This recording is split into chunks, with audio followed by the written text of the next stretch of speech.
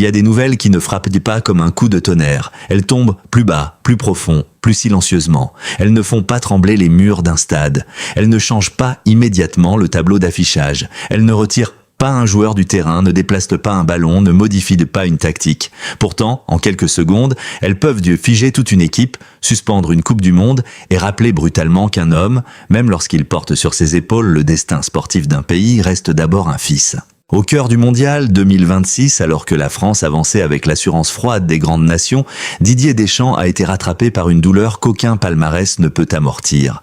La perte de sa mère, Ginette, le sélectionneur des Bleus, habituellement maître du tempo, des silences et des décisions, a quitté temporairement le groupe français. Non pour une blessure sportive, non pour une polémique, non pour une crise de vestiaire, mais pour revenir vers ce que la lumière des stades laisse toujours dans l'ombre. La famille, le deuil, l'origine, la part intime que personne ne voit lorsque les caméras s'allument. Dans le camp français, l'information a changé la couleur des heures. Les entraînements, les réunions, les analyses vidéo, les consignes d'avant-match, tout a continué bien sûr, parce qu'une Coupe du Monde ne s'arrête pas. Mais quelque chose avait basculé. Celui qui, depuis des années, incarne l'autorité tranquille des Bleus n'était plus là, au bord du terrain. Sa chaise, son regard, sa présence presque austère manquaient lieu soudain à un groupe habitué à vivre sous sa direction. La France devait poursuivre sa route. Didier Deschamps, lui, devait quitter le vacarme pour rejoindre le silence.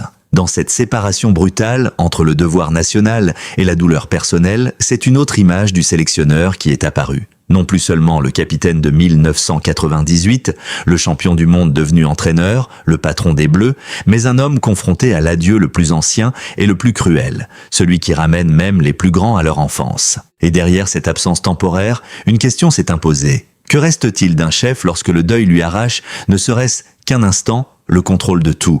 Le coup de téléphone qui a brisé le rythme du mondial ?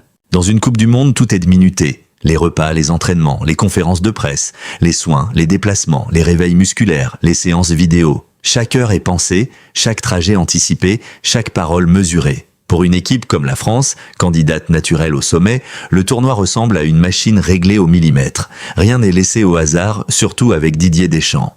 Depuis plus d'une décennie, l'homme a bâti son autorité sur cette capacité à fermer les portes au bruit extérieur. Les Bleus pouvaient être critiqués, contestés, admirés, attendus, parfois même doutés. Lui gardait cette même expression compacte, ce visage de joueur devenu stratège, cette manière de ne jamais offrir plus que nécessaire. Deschamps savait protéger un groupe, absorber les tensions, réduire l'événement à l'essentiel, le prochain match. Puis, une nouvelle est arrivée. Une nouvelle qui n'entre dans aucun plan de jeu. La mort de sa mère, Ginette, a soudain déplacé le centre de gravité. Le sélectionneur n'était plus seulement l'homme qui devait préparer la France à poursuivre son parcours. Il devenait un fils appelé à rentrer. Dans ces moments-là, les titres disparaissent. Les trophées perdent leur bruit. Les souvenirs personnels prennent plus de place que les statistiques. L'homme qui avait tant de fois demandé à ses joueurs de rester concentrés devait lui-même faire face à une réalité impossible à compartimenter. Le plus troublant dans ce genre de drame n'est pas seulement l'absence. C'est la façon dont elle se produit. La Coupe du Monde continuait, les adversaires restaient là, les calculs du groupe demeuraient importants, mais autour de Deschamps, tout prenait une autre épaisseur. Les Bleus ne perdaient pas seulement leur sélectionneur pour quelques jours. Ils perdaient, au moment précis où la compétition s'intensifiait, la figure qui tient ensemble l'architecture invisible du groupe. Il y eut alors une décision humaine presque évidente. Didier Deschamps devait s'éloigner. La Fédération française lui permit de rentrer en France afin d'assister aux obsèques. Dans le langage officiel, cela pouvait se résumer en quelques phrases. Dans la réalité émotionnelle d'un vestiaire, c'était beaucoup plus lourd. Cela signifiait que l'homme qui incarne la stabilité française depuis tant d'années devait laisser son équipe avancer sans lui. Ce départ temporaire a donné au mondial français d'une tonalité inattendue. Jusqu'ici, on parlait de performance, de qualification, de tableau, d'adversaire, d'efficacité offensive. Désormais, le récit se chargeait d'une gravité différente. Les joueurs savaient que le match à venir ne serait pas seulement une étape sportive. Il porterait aussi la trace d'une absence. Et dans cette absence, chacun pouvait mesurer ce que Didier Deschamps représente réellement. On le juge souvent sur ses compositions, sur son pragmatisme, sur ses choix parfois discutés. On le décrit comme un homme de résultats, parfois froid, parfois fermé, presque imperméable aux émotions visibles. Mais lorsque le deuil l'a éloigné des Bleus, c'est précisément son humanité que le monde a vue. Ce n'était pas un sélectionneur qui fuyait une responsabilité. C'était un fils qui répondait à un dernier devoir. Et ce détail changeait tout. Car dans le football de très haut niveau, l'humain est souvent évoqué comme une formule. On parle de groupe, de famille, d'état d'esprit, de solidarité. Mais rarement ces mots sont mis à l'épreuve aussi brutalement. La France devait maintenant prouver que cette famille sportive existait aussi quand son chef quittait la pièce. La question n'était plus seulement de savoir si les Bleus pouvaient y gagner sans Deschamps sur le banc, elle était de savoir comment ils allaient porter son absence, comment ils allaient transformer une douleur privée en force collective, et comment le sélectionneur, depuis loin, pouvait encore rester présent dans les têtes. Le mondial 2026 venait de changer de visage. Pour la France, il ne s'agissait plus seulement d'aller loin, il s'agissait aussi d'avancer avec un poids invisible. Ginette, la présence discrète derrière le destin d'un champion. Le grand public connaît Didier Deschamps par les images que le football a gravées dans la mémoire collective. Le capitaine de 1998 soulevant la Coupe du Monde, le sélectionneur de 2018 entouré de ses joueurs dans l'euphorie, l'homme des finales, des campagnes internationales, des conférences où chaque mot semble contrôlé. Mais derrière ce personnage public, construit par des décennies de compétition, il existe une histoire plus simple, plus ancienne, plus intime. Avant les stades, avant les titres, avant les regards de millions de supporters, il y avait une famille, il y avait les racines, il y avait cette part de vie que les biographies résument souvent trop vite, mais qui façonne pourtant les caractères les plus solides. Ginette Deschamps appartenait à ce monde discret, celui des proches que l'on ne voit presque jamais, mais sans lesquels rien ne commence vraiment. La mort d'une mère n'est jamais un événement ordinaire. Pour un homme public, elle devient parfois une information. Pour l'homme lui-même, elle demeure un effondrement silencieux. La nuance est immense. Les médias annoncent un décès. La famille traverse une rupture. Les supporters lisent une ligne. Le fils, lui, entend se refermer une porte de son enfance. C'est là que le drame de Didier Deschamps prend une dimension plus profonde. On peut être champion du monde, avoir commandé des vestiaires, rempli d'ego, avoir connu la pression des tirs au but, des finales et des critiques nationales. Rien de tout cela ne prépare vraiment à l'absence d'une mère. Le football apprend à résister, à encaisser, à repartir après une défaite. Le deuil, lui, ne se joue pas en 90 minutes. Il ne propose pas de revanche au match suivant. Dans l'imaginaire français, Deschamps est souvent perçu comme un homme dur, un gestionnaire implacable, un sélectionneur capable de prendre des décisions impopulaires sans vaciller. Cette image a parfois masqué la sensibilité qu'exige une carrière aussi longue. Car pour tenir aussi longtemps au plus haut niveau, il ne suffit pas d'être froid. Il faut aussi savoir contenir, transformer, protéger. Et ceux qui contiennent ces beaucoup montrent rarement ce qu'ils traversent. Ginette, dans cette histoire, n'est pas un personnage de décor. Elle représente ce que le football oublie souvent de raconter, les fondations invisibles. Derrière un enfant qui devient joueur, derrière un adolescent qui quitte une vie ordinaire pour chercher une trajectoire exceptionnelle, derrière un homme qui finit par porter le brassard puis diriger une sélection, il y a toujours des sacrifices familiaux, des inquiétudes, des encouragements silencieux, des repas, des départs, des retours, des attentes. La disparition de Ginette a ramené Didier Deschamps à cette vérité première. Le sélectionneur des Bleus n'était plus seulement celui qui prépare un 8e de finale. Il redevenait l'enfant d'une femme dont l'existence avait accompagné, de près ou de loin, toute son ascension. Et cette réalité, même lorsqu'elle reste privée, donne à l'événement une force que les mots sportifs ne suffisent pas à contenir. Dans le camp français, l'émotion venait aussi de là. Les joueurs savent ce que représente la famille dans une carrière. Beaucoup ont traversé des éloignements, des blessures, des deuils, des sacrifices personnels. Ils connaissent cette contradiction étrange du football moderne. Être célébré par des foules immenses, tout en vivant parfois les moments les plus importants loin des siens. Lorsque leur sélectionneur a dû partir, ils n'ont pas seulement vu l'autorité quitter le groupe, ils ont vu un homme rejoindre sa douleur. Ce type d'événement crée une forme de pudeur collective. On ne sait jamais exactement quoi dire. Les mots paraissent trop petits. Les gestes deviennent plus importants. Un regard, une minute de silence, une victoire dédiée, un message, une attitude sur le terrain peuvent dire ce que les phrases officielles ne parviennent pas à exprimer. Didier Deschamps a souvent demandé à ses joueurs de ne pas se disperser. Cette fois, c'était à eux de lui montrer qu'ils avaient compris l'essentiel de son héritage. Rester debout, rester ensemble, faire le travail, même quand l'émotion menace de tout envahir. La perte de Ginette a ainsi révélé un aspect rarement visible du lien entre Deschamps et son groupe. Ce lien n'est pas seulement tactique, il repose aussi sur une longue habitude de confiance, sur une compréhension mutuelle, parfois silencieuse, entre un sélectionneur et ceux qui savent ce qu'il exige parce qu'ils savent aussi ce qu'il donne.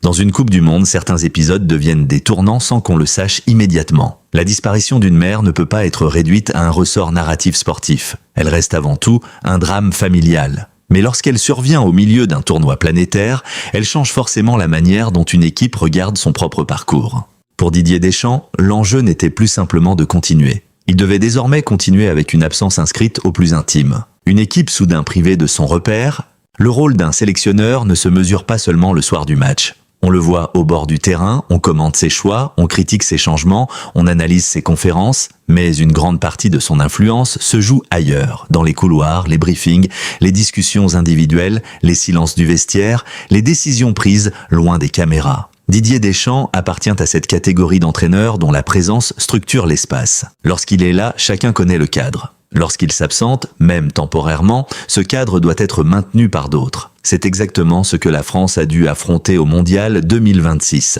Le départ du sélectionneur n'a pas provoqué un vide spectaculaire, mais un déséquilibre subtil. Le genre de déséquilibre que les grands groupes savent masquer, mais qu'ils ressentent immédiatement. Les Bleus étaient déjà engagés dans une dynamique favorable. La qualification pour la suite du tournoi était acquise, la France avait montré des signes de puissance, et le match contre la Norvège devait définir la suite du chemin. Sur le papier, le groupe avait les moyens de poursuivre sans trembler. Mais le football de Coupe du Monde n'est jamais seulement une affaire de papier. C'est une mécanique mentale. Et l'absence du patron dans un moment de haute intensité modifie les perceptions. Un joueur peut se dire que rien ne change. Un staff peut répéter que le plan reste identique.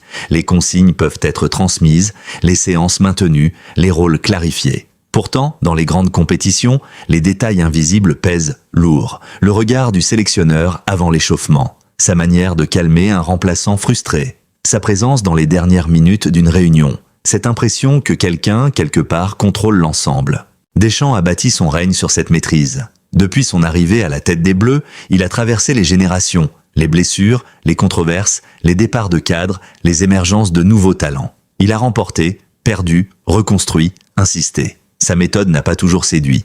Elle a même parfois agacé ceux qui rêvent d'un football plus flamboyant, plus romantique, plus ouvert. Mais elle a produit une chose rare, une continuité. C'est cette continuité qui a été mise à l'épreuve. Comment rester la France de Deschamps sans Deschamps sur le banc? Comment préserver l'exigence quand celui qui l'incarne est absent? Comment éviter que l'émotion ne devienne une excuse sans pour autant faire comme si rien ne s'était passé?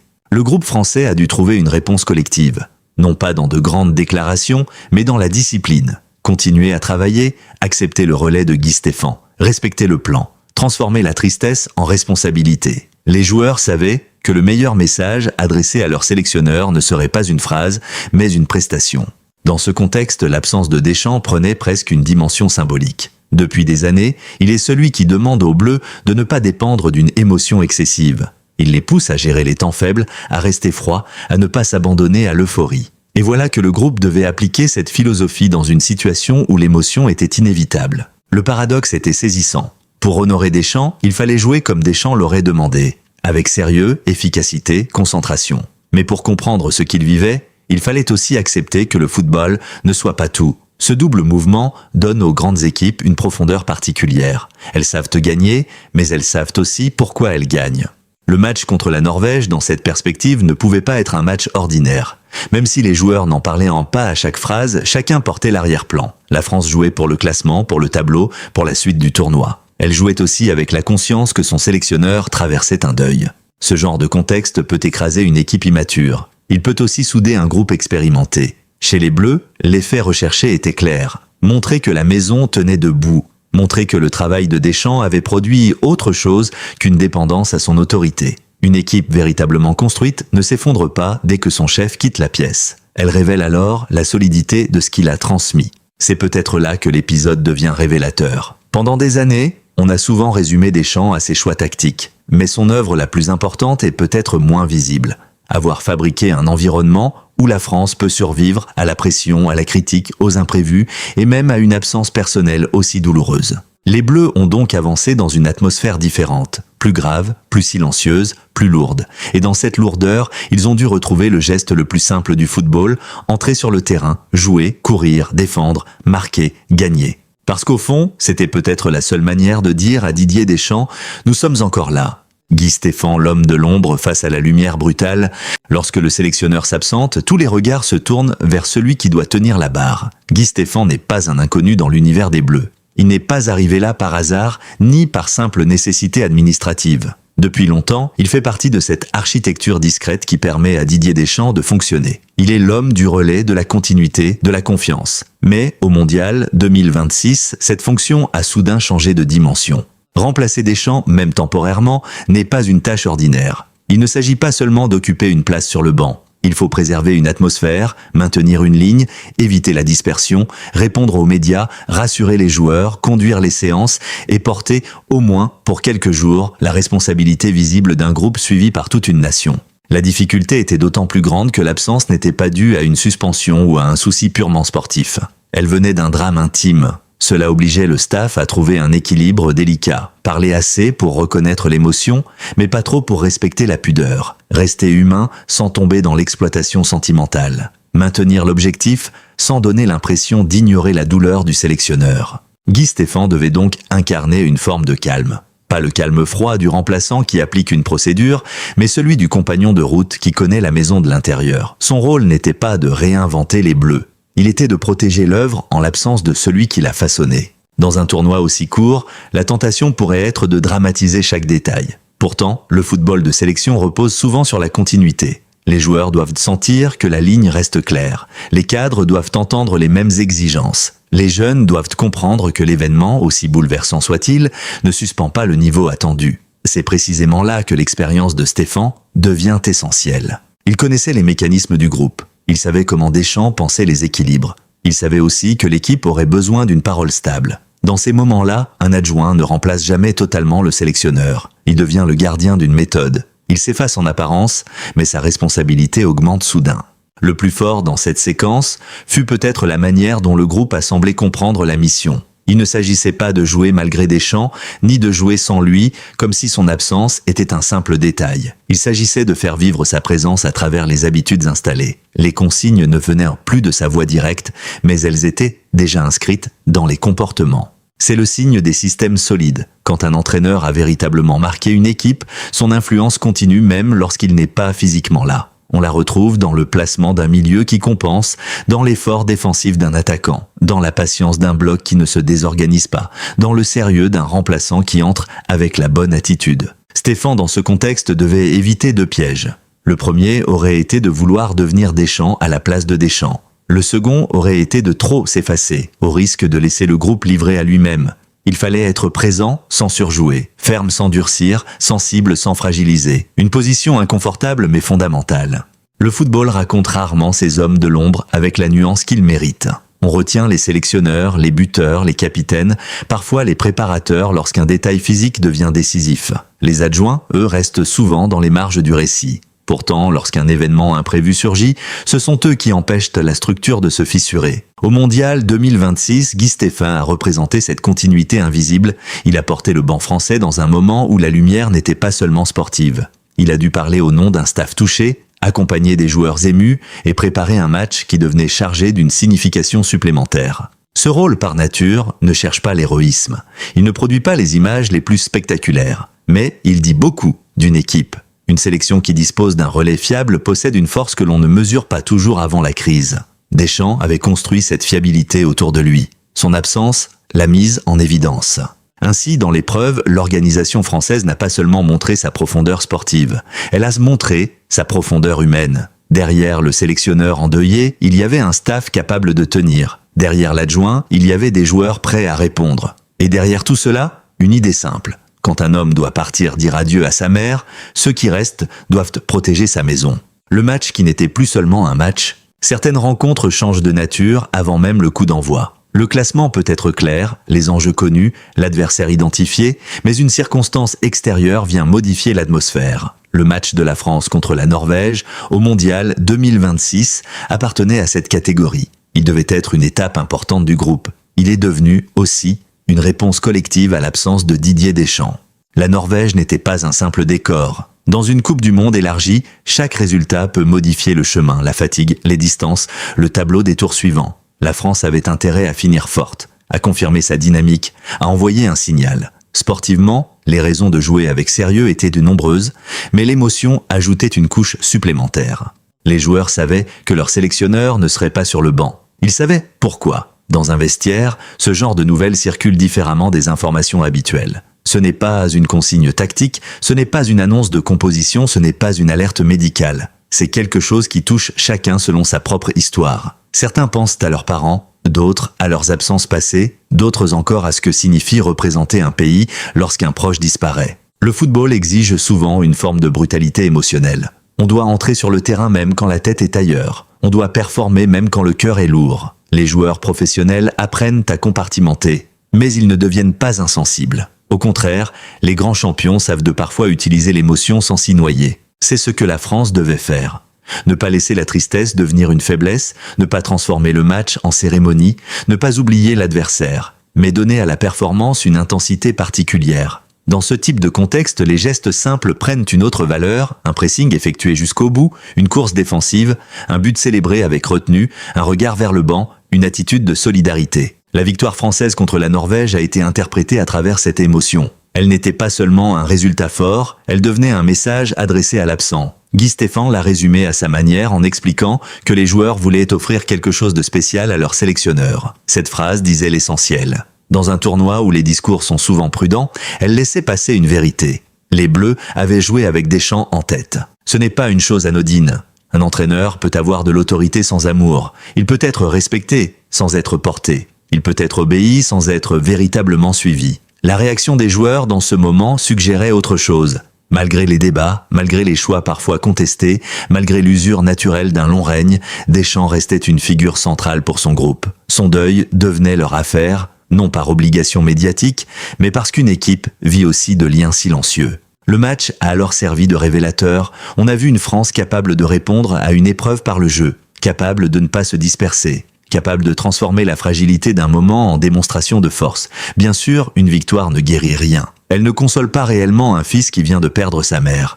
Mais elle peut offrir un signe. Elle peut dire « Nous avons tenu ».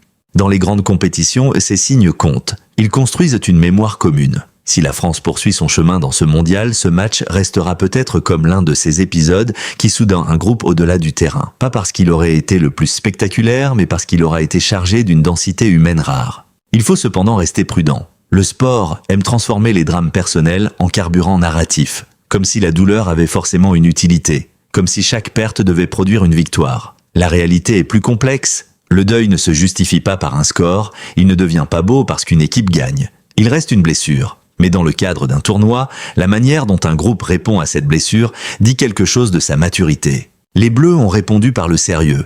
Ils ont répondu par l'efficacité. Ils ont répondu en montrant que l'absence de Deschamps ne les avait pas désorganisés. Et surtout, ils ont répondu sans tomber dans l'excès de mise en scène. C'est peut-être ce qui rend l'épisode plus fort encore, la retenue. Didier Deschamps, depuis sa carrière de joueur jusqu'à son parcours d'entraîneur, a toujours semblé préférer les preuves aux phrases. Ce soir-là, ses joueurs lui ont offert une preuve que son groupe pouvait rester fidèle à ses principes, même sans sa présence physique, une preuve que le travail accumulé depuis des années n'était pas fragile, une preuve que la France, sous le choc, pouvait encore avancer. Le match n'était plus seulement un match, il était devenu une promesse tenue. Le retour d'un homme changé par le silence. Lorsqu'un sélectionneur revient dans un groupe après une absence, les caméras cherchent souvent le détail visible, un visage plus fermé, une parole plus courte, un geste envers les joueurs, une intensité particulière à l'entraînement. Mais certains changements ne se voient pas, ils restent à l'intérieur. Le retour de Didier Deschamps auprès des Bleus, après la mort de sa mère, appartient à cette zone difficile à filmer. Officiellement, il fallait reprendre le travail. Le tournoi continuait, la France préparait la suite, les exigences restaient immenses. Un 8e de finale ne se gagne pas avec des émotions, mais avec une organisation, une concentration, un plan précis. Deschamps le sait mieux que personne, il a bâti sa vie professionnelle sur cette capacité à revenir à l'essentiel. Pourtant, revenir après un deuil n'est jamais un simple retour. L'homme qui retrouve son groupe n'est pas tout à fait celui qui l'a quitté. Même lorsqu'il garde le même visage, même lorsqu'il parle avec la même sobriété, quelque chose s'est déplacé. La disparition d'une mère change le rapport au temps. Elle rappelle que même les cycles les plus glorieux finissent, que les générations passent, que les victoires les plus éclatantes ne protègent pas de la perte. Pour Deschamps, ce rappel intervenait dans un moment déjà chargé de symboles. Son aventure, à la tête des Bleus, approchait de son terme après le Mondial 2026. Ce tournoi avait donc, avant même le drame, une dimension particulière. Il représentait peut-être la dernière grande bataille d'un sélectionneur qui aura marqué l'histoire du football français comme peu d'hommes avant lui. La mort de Ginette a donné à cette fin de cycle une profondeur inattendue. Revenir dans le groupe, c'était donc accepter une double réalité. D'un côté, la douleur personnelle, de l'autre, le devoir professionnel. Il ne s'agissait pas de choisir entre les deux, mais de les faire cohabiter. Deschamps ne pouvait pas effacer son deuil en retrouvant le terrain. Il ne pouvait pas non plus suspendre indéfiniment le tournoi. Il devait redevenir le sélectionneur tout en restant le fils endeuillé. Cette tension est l'un des aspects les plus poignants de l'histoire. Le football de haut niveau donne parfois l'impression que les grands responsables doivent être invulnérables. Un sélectionneur ne devrait jamais trembler, jamais douter, jamais apparaître atteint. Mais cette illusion se brise dès que la vie intime entre dans le cadre. Deschamps n'avait plus besoin de prouver qu'il était solide. Sa carrière entière l'avait déjà fait. Ce moment révélait autre chose, la solitude de ceux qui doivent de continuer alors que leur monde intérieur vient de se fissurer. Le groupe français, lui, devait accueillir ce retour avec tact. Ni trop de démonstration, ni indifférence. Les joueurs savent que le respect, dans ces moments, passe souvent par la simplicité. Un mot, une poignée de main, une accolade, puis le travail. Parce que le terrain peut parfois offrir un refuge. Non pas une consolation complète, mais un espace où l'esprit retrouve une direction. Pour Deschamps, reprendre l'entraînement signifiait retrouver un langage familier. Les déplacements, les consignes, les corrections, la préparation d'un adversaire, la gestion des organismes, tout cela appartient à son monde. Après le silence des obsèques et la douleur familiale, le football pouvait redevenir un cadre. Mais un cadre traversé par une absence. C'est cette nuance qui donne à son retour une force particulière. Il n'est pas revenu comme si rien ne s'était passé. Il est revenu parce que le tournoi exigeait qu'il soit là. Cette distinction est essentielle. Les grands professionnels ne sont pas ceux qui ne ressentent rien. Ce sont ceux qui savent continuer sans nier ce qu'ils ressentent. Dans l'histoire des Bleus, Didier Deschamps a souvent été associé au contrôle. Il contrôle les messages, les listes, les équilibres, les conflits potentiels. Il sait fermer les débats avant qu'ils ne dévorent le groupe. Mais le deuil échappe au contrôle. On ne le sélectionne pas. On ne le met pas sur le banc. On ne le remplace pas à la mi-temps. Il s'invite, impose son rythme, revient quand il veut. Le retour de Deschamps auprès de l'équipe avait donc quelque chose de profondément humain. Il montrait un homme qui ne dominait pas tout, mais qui décidait malgré tout d'avancer. Cette image, paradoxalement, pouvait renforcer son autorité. Car une autorité qui accepte sa part de vulnérabilité devient parfois plus forte qu'une autorité qui prétend ne jamais être atteinte. Les Bleus retrouvèrent leur patron. Mais ce patron revenait avec une blessure que chacun respectait. Dans ce silence partagé, une nouvelle forme de lien pouvait naître. Non pas spectaculaire, non pas déclarée, mais réelle. Une équipe ne se construit pas seulement dans les victoires. Elle se construit aussi dans ces moments où l'on comprend que derrière les rôles, il y a des vies. Et désormais, chaque étape du mondial français porterait cette trace. À chaque match, à chaque hymne, à chaque entrée sur le terrain, l'histoire sportive se mêlerait à une douleur intime. Deschamps n'aurait pas besoin d'en parler. Sa présence suffirait à rappeler ce qu'il avait traversé. Le sélectionneur était revenu, mais quelque chose, en lui et autour de lui, ne serait plus exactement pareil. Le dernier mondial d'un bâtisseur sous le poids du deuil. Le mondial 2026 n'est pas une Coupe du Monde ordinaire pour Didier Deschamps. Même sans le drame familial, cette compétition aurait porté une charge particulière. Elle marque la fin annoncée d'un long chapitre à la tête de l'équipe de France. Après tant d'années, tant de campagnes, tant de débats, tant de joies et de cicatrices, l'homme qui a accompagné plusieurs générations de Bleus arrive au bout d'un cycle. Dans le football moderne, durer est presque un exploit. Les sélectionneurs passent souvent plus vite que les joueurs. Les opinions changent, les médias s'impatientent, les supporters réclament du neuf, les fédérations cherchent parfois une autre énergie. Deschamps, lui, a résisté au temps. Il a survécu aux critiques, aux finales perdues, aux choix contestés, aux accusations de frilosité, aux comparaisons avec des idéaux de jeu plus séduisants. Il a tenu parce qu'il a gagné, mais aussi parce qu'il a donné à la France une identité compétitive. Cette identité repose sur une idée simple, presque brutale. Dans un grand tournoi, il faut savoir souffrir. Deschamps n'a jamais vendu le football comme un spectacle permanent. Il l'a traité comme une épreuve, une succession de problèmes à résoudre. Un espace où la beauté existe mais où l'efficacité décide souvent du destin. Certains l'ont admiré pour cela, d'autres l'ont reproché. Mais personne ne peut nier que cette méthode a façonné l'époque.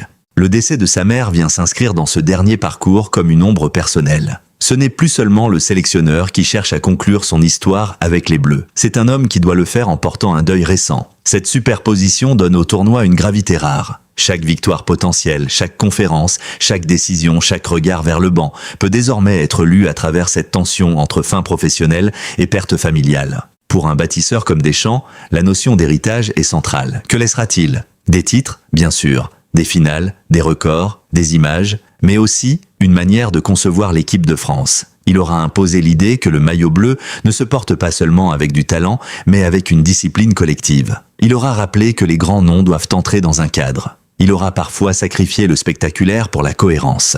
Il aura accepté d'être incompris si le résultat suivait. Ce dernier mondial devait donc être une forme d'examen final. Non pas pour prouver qu'il est un grand sélectionneur, cela appartient déjà à l'histoire, mais pour offrir une dernière réponse à ceux qui ont accompagné, critiqué ou défendu son règne. La perte de Ginette ajoute une dimension plus intime à cette réponse. Elle rappelle que l'héritage public d'un homme ne se sépare jamais complètement de ses racines privées. Il y a quelque chose de profondément romanesque dans cette situation, à condition de ne pas l'exagérer. Un entraîneur au sommet de son dernier grand tournoi. Une équipe talentueuse, peut-être encore incomplètement accomplie. Une absence brutale. Un retour sous le signe du deuil. Et devant lui, la possibilité d'écrire une fin immense ou douloureuse. Le football aime ces récits parce qu'ils donnent aux compétitions une dimension presque mythologique. Mais la réalité demeure plus pudique. Deschamps ne cherchera probablement pas à transformer sa douleur en discours héroïque. Ce n'est pas son style. Il ne s'abandonnera pas aux grandes phrases. Il continuera à parler du prochain match, de l'équilibre, de l'adversaire, de la récupération. Pourtant, le public saura que derrière cette sobriété, une blessure existe. C'est peut-être ce contraste qui rend l'homme si particulier. Chez d'autres, l'émotion deviendrait un élément de communication. Chez Deschamps, elle reste contenue, presque verrouillée. Mais plus elle est contenue, plus elle intrigue.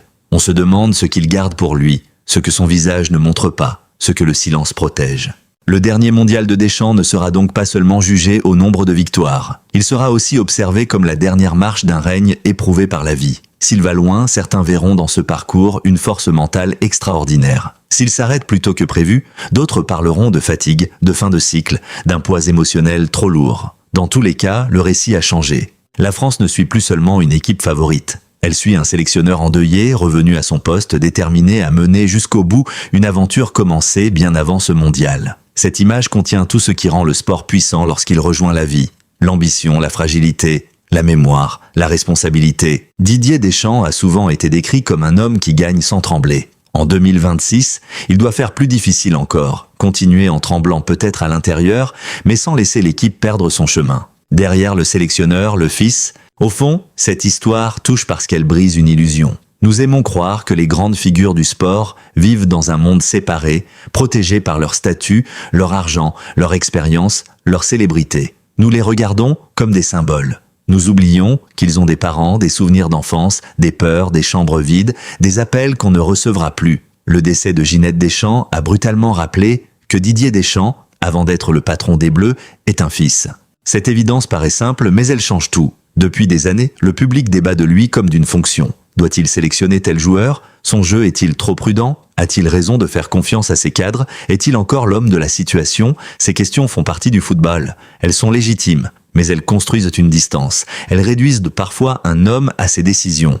Le deuil détruit cette distance. Il ramène le personnage public à sa condition humaine. Il rappelle que le costume du sélectionneur peut être retiré, que l'autorité peut s'interrompre, que la nation peut attendre, mais que certaines obligations familiales ne se reportent pas. Quand une mère disparaît, même une Coupe du Monde devient secondaire pendant quelques heures. C'est cette hiérarchie soudaine qui a frappé. La France entière pouvait avoir les yeux tournés vers le mondial, mais Didier Deschamps devait regarder ailleurs, vers sa famille, vers ses souvenirs, vers ce qui ne se commente pas en plateau télé, vers un adieu que personne ne peut faire à sa place. Dans une époque où tout devient rapidement sujet à réaction, l'épisode invite aussi à une forme de retenue. On peut raconter, analyser, écrire, mais il faut garder une limite. Ginette Deschamps n'est pas un prétexte dramatique. Elle était une mère. Sa disparition appartient d'abord à ses proches. Si elle entre dans le récit public, c'est parce que son fils occupe une fonction nationale au moment où la nouvelle tombe. Mais le cœur de l'événement reste privé. Cette pudeur devrait accompagner toute lecture de la situation. Le football peut entourer, soutenir, honorer. Il ne doit pas dévorer. Il ne doit pas transformer la peine en spectacle. La force de Didier Deschamps dans les jours qui ont suivi fut justement de ne pas chercher à tout expliquer. Son silence respectait la gravité du moment. Pour les Bleus, cette épreuve peut devenir un point de bascule. Non pas parce qu'elle garantirait un destin glorieux, mais parce qu'elle leur rappelle ce que signifie être une équipe. Une équipe n'est pas seulement une addition de talents. C'est une communauté provisoire qui apprend à se soutenir quand l'un des siens traverse l'invisible. Dans cette communauté, le sélectionneur n'est pas uniquement celui qui ordonne, il est aussi celui que l'on peut porter, ne serait-ce qu'en respectant son travail et en répondant présent. La suite du mondial dira ce que la France fera sportivement de cette période. Elle dira si les Bleus peuvent aller au bout, si l'attaque trouvera son sommet, si la défense tiendra, si les choix de Deschamps seront encore payants, si ce dernier tournoi prendra des allures de couronnement ou d'adieu amer. Mais quoi qu'il arrive, l'épisode restera. Il restera comme un rappel que les grandes compétitions ne se déroulent jamais dans un vide humain. Derrière chaque sélection, il y a des histoires personnelles. Derrière chaque hymne, des familles. Derrière chaque visage fermé, des émotions que personne ne connaît. Et derrière Didier Deschamps, ce sélectionneur souvent impassible, il y avait une mère dont la disparition a soudain rendu visible la part la plus intime de son existence. Peut-être est-ce là le sens le plus profond de cette tragédie familiale. Elle ne nous dit pas que le football est dérisoire. Elle nous dit qu'il est traversé par la vie. Les stades peuvent être immenses, les compétitions mondiales, les enjeux colossaux, mais il suffit d'une perte pour que tout revienne à l'essentiel. Didier Deschamps s'est éloigné des Bleus parce qu'il devait dire adieu à Ginette. Puis il est revenu parce qu'une équipe l'attendait, parce qu'un tournoi continuait, parce qu'un devoir professionnel demeurait. Entre ces deux mouvements, partir et revenir, se dessine le portrait d'un homme partagé entre la douleur et la responsabilité. C'est peut-être cette image que l'on retiendra le plus. Non pas seulement le technicien, non pas seulement le champion, non pas seulement le patron d'une génération dorée, mais le fils silencieux, qui, au milieu du plus grand théâtre du football, a dû quitter la lumière pour rejoindre le deuil. Et lorsque les Bleus reprendront leur route, une question restera suspendue au-dessus de leur mondial. Jusqu'où une équipe peut-elle aller quand elle ne joue plus seulement pour gagner, mais aussi pour porter l'absence de celui qui l'a construite ?